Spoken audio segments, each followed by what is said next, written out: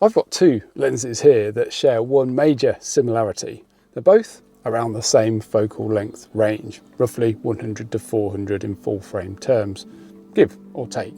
So on paper they kind of do the same job, but that's really where their similarities end. And today I just want to talk through why that is, and more importantly why this cheaper lens here might actually make more sense for a lot of people than this one here, which costs more than 4 times as much.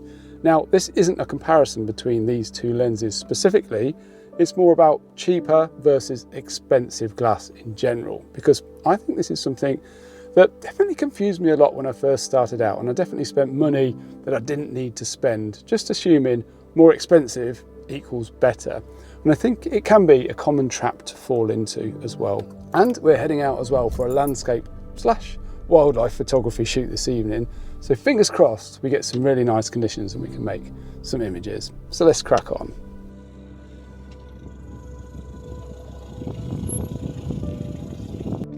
As mentioned, this video isn't directly about these two lenses. It's definitely more generalized than that. But I think these are quite good examples because many brands offer something very similar to these two lenses.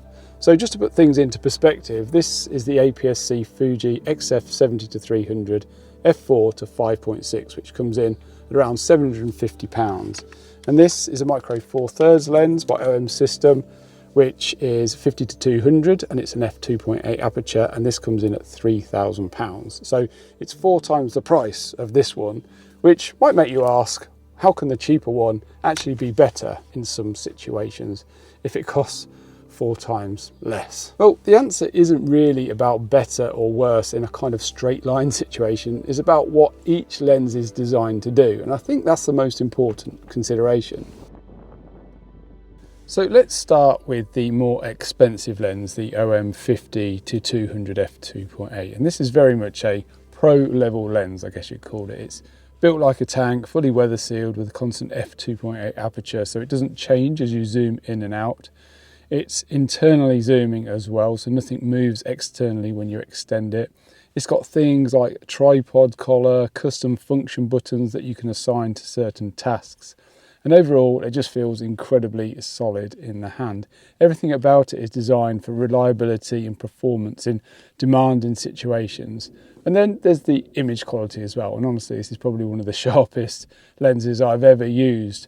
Wide open, it's consistently impressive even at f2.8, which is not always a given with zoom lenses. So yeah, on paper it's a serious piece of kit. Now on the other side of things, we've got the Fuji 70-300, which is still a really capable lens, but it sits in a very different category. It's still weather sealed, which is obviously great, but it has a variable aperture, so it goes from f4 to f5.6 depending on your focal length. And that's pretty standard for lenses of this range. You can of course change your aperture to make it smaller than that, but wide open it's variable, so f4 to 5.6. The more zoomed in you go, the more the aperture stops down, so you don't get that constant aperture like you do with the f2.8 here with the OM lens. And I think that's pretty typical at this price point, I think. This lens also extends when you zoom it, which is sometimes referred to as tromboning, which I always find quite amusing. I don't know why.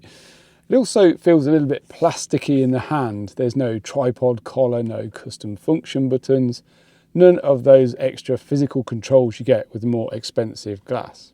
And optically, it's good, but not quite as good as this one, especially wide open. You'll definitely notice quite a difference in sharpness and overall consistency compared to this lens here.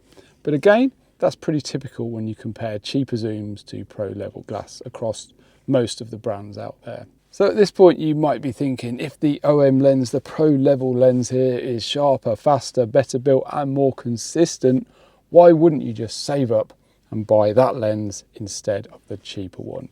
And honestly, that's a fair question, but this is where things get, I think, more personal, because it really comes down to what you're actually going to be shooting, what you intend to use it for, and that, I think, is the most important thing. So obviously I can't speak for everybody here, but for my own landscape work, I actually find myself reaching for the cheaper zoom more often, because in landscapes I'm rarely shooting wide open, Most of the time I'm somewhere between f7.1 and f11. I'm just trying to get everything, you know, sharp from, I guess, my foreground right through to my background. And at those apertures, the difference in image quality between these two lenses becomes a lot smaller. The OM lens is still a little bit sharper, yes, but it's not night and day difference. And honestly, a small tweak in Lightroom can actually close that gap even further. So for me, I start asking different questions like, do I really need f2.8 for my landscape work? And the answer is usually no. Another big factor is weight. So when I'm doing my landscape photography work, I'm often hiking, walking long distances and carrying a full bag for many, many hours. And in those situations, lighter equipment genuinely makes a massive difference. And this, I think, is something that people don't talk about enough. I think cheaper lenses are often lighter and more compact. I mean, just compare the two, which actually means you're more likely to bring it along with you and stay out longer without feeling like you're carrying a load of bricks around your neck. So sometimes the worst lens is actually the one that gets used more. Now, where the OM lens or the pro level lens really does justify itself is in more demanding situations. Things like wildlife, where that f2.8 aperture really matters. You get more light, faster shutter speeds, better subject separation, and that nice background blur. And that's the key thing, I think, speed. You know, you're paying for performance at the edge of what the lens can do. More glass, more engineering, more consistency wide open. So again, it's not about one being universally better, it's about the kind of thing you're actually doing with the lens. So I've come down to the sea stacks this evening to have a go at shooting the wonderful razorbill and guillemot, birds that migrate to these shores every single year to raise their chicks. It really is quite a spectacle. They absolutely cover the sea stacks down here. It is a wonderful sight, and hopefully I can make some nice images this evening. I think the light might be quite nice as well. So fingers crossed we can get some nice shots with the telephoto lens.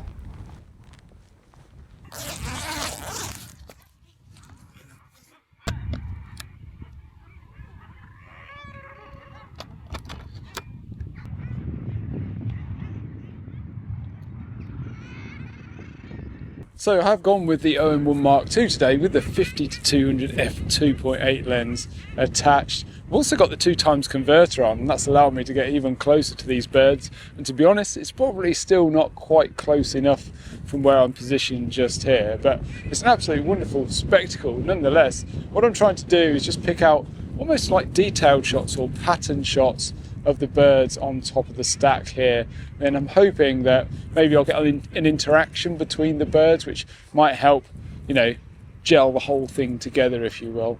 So yeah, be interested to see what the image quality comes out like with the 2x converter. I haven't really had much of a chance to give it a proper go, so yeah, I think this is the ideal situation for that.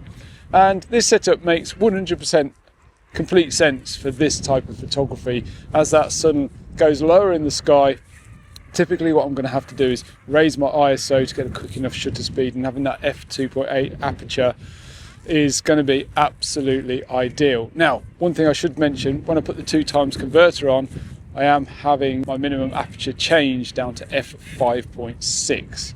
So yeah, that's something to bear in mind, but I'm getting that extra reach. I'm now at 800mm in full frame equivalency. So yeah, obviously that's quite a reach for such a small lens really.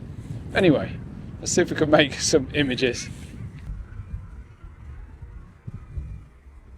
So I'm actually pretty cold up here this evening. It's pretty windy, and that wind is just biting the fingertips. So I've got two jackets on, but I do have the camera on the tripod, and that's mainly because I'm just focusing on one particular area, and it's just easier to have it on there than yeah, just keep raising the camera up to my eye all the time. Just saves a bit of fatigue on your arms, doesn't it? Especially when shooting with a heavy lens such as this. So I'm just focusing in on the pinnacle on top of the stack back there. There's a guillemot sitting right on the top of it, which is pretty cool. And I'm just waiting for some birds to actually fly into the scene. That's kind of what I'm hoping for. I've got a fast shutter speed of about 2,500th of a second at ISO 600, I think it is at the minute. And yeah, that is allowing me to freeze any motion as those birds fly into the scene. I think it's just a bit of a waiting game. I've played around with a few different compositions, just going for patterns, haven't really been able to make anything work. And because of the distance, I think it's a bit more of an environmental type shot. So yeah, I'm just zoomed out a little bit. I'm probably at about what, 180 mil times two again. And yeah, I'm just waiting for that bird to fly into the scene just in the right place. Whether or not it'll happen or not, I just don't know. But yeah, I think I'm just going to wait it out. Maybe if I only come away with one shot, then I think it'll be worth it. But yeah, what an absolutely incredible place this is.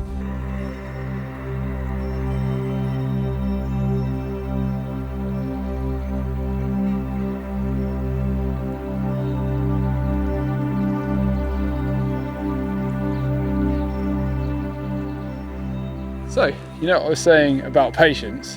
Well, mine ran out just a little bit. So yeah, I kind of got an image in my mind's eye that I wanted to take, you know. I thought it might work out perfectly. The birds were flying around the area in which I got my composition set up. However, they never really flew exactly into the spot that I was hoping they would. So yeah, after about an hour, I thought actually maybe this is a bit of a pointless task. So I'm going to move on and see if I can find something else.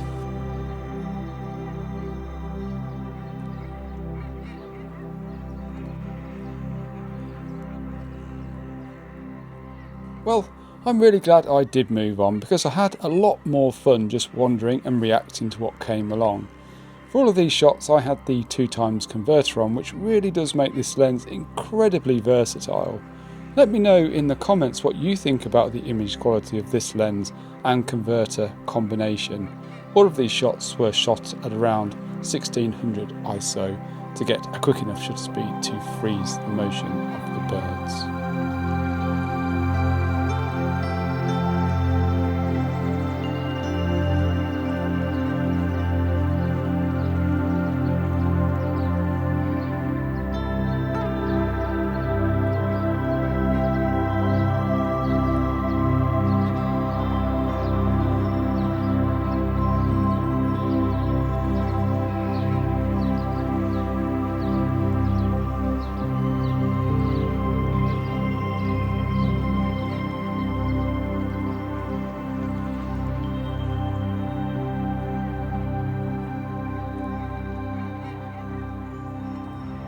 Well, I've thoroughly enjoyed myself this evening at this wonderful location. It really is so special. Just amazing to spend some time amongst these birds. It really is incredible.